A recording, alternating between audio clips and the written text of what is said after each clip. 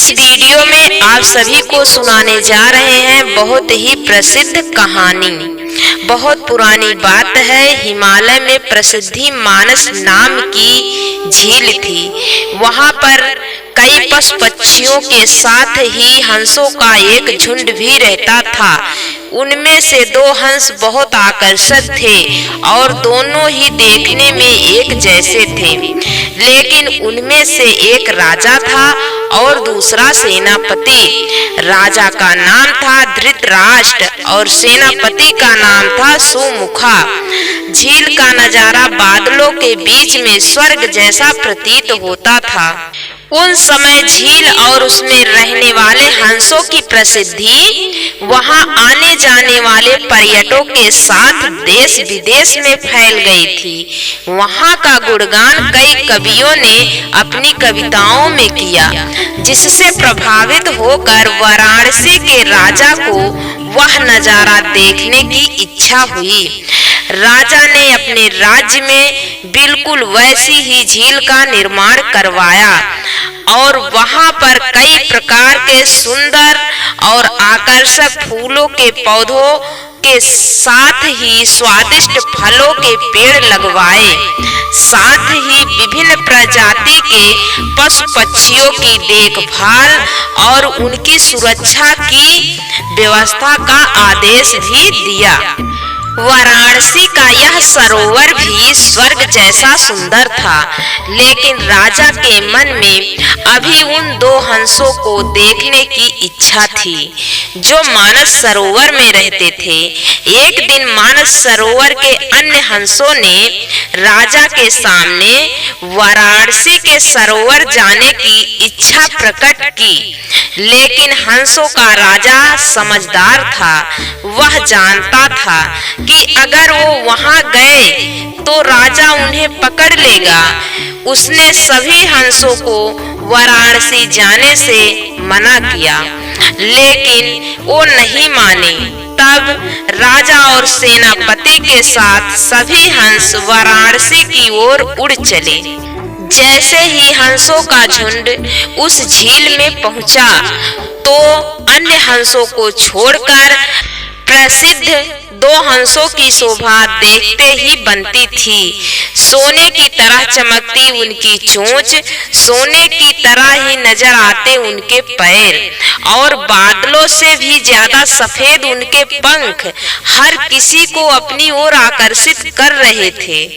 हंसों के पहुंचने की खबर राजा को दी गई। उसने हंसों को पकड़ने की युक्ति सोची और एक रात जब सब सो गए तो उन हंसों को पकड़ने के लिए जाल बिछाया गया।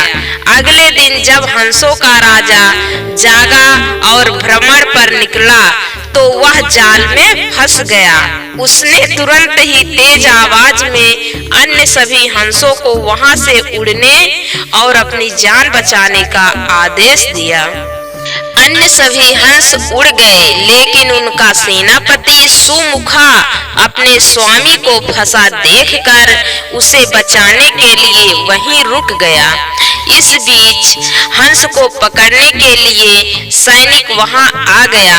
उसने देखा कि हंसों का राजा जाल में फंसा हुआ है और दूसरा राजा को बचाने के लिए वहां खड़ा हुआ है। हंस की स्वामी भक्ति देखकर सैनिक बहुत प्रभावित हुआ और उसने हंसों के राजा को छोड़ दिया। हंसों का राजा समझदार होने के साथ साथ दूरदर्शी भी था। उसने सोचा कि अगर राजा को पता चलेगा कि सैनिक ने उसे छोड़ दिया है तो राजा इसे जरूर प्राण दंड देगा।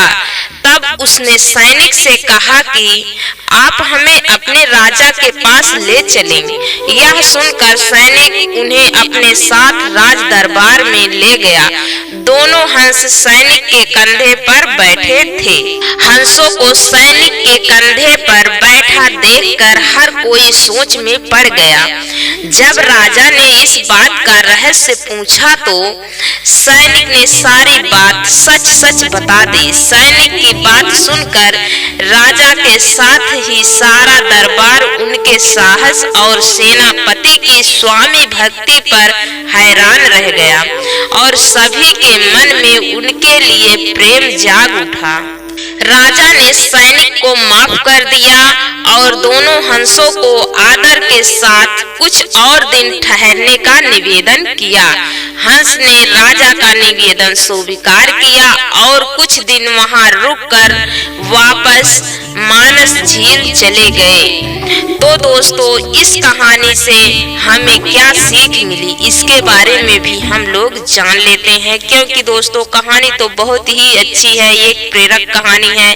तो दोस्तों, इस कहानी से हमें यह सीख मिलती है, किसी भी परिस्थिति में हमें अपनों का साथ नहीं छोड़ना चाहिए, उनके सुख दुख में हमेशा साथ देना चाहिए, उनका साथ नहीं छोड़ना चाहिए। दोस्तों, यह कहानी आप सबको कैसी लगी है कमेंट बॉक्स में जरूर बताना और चैनल को लाइक शेयर और सब्सक्राइब जरूर कर दीजिए। धन्यवाद।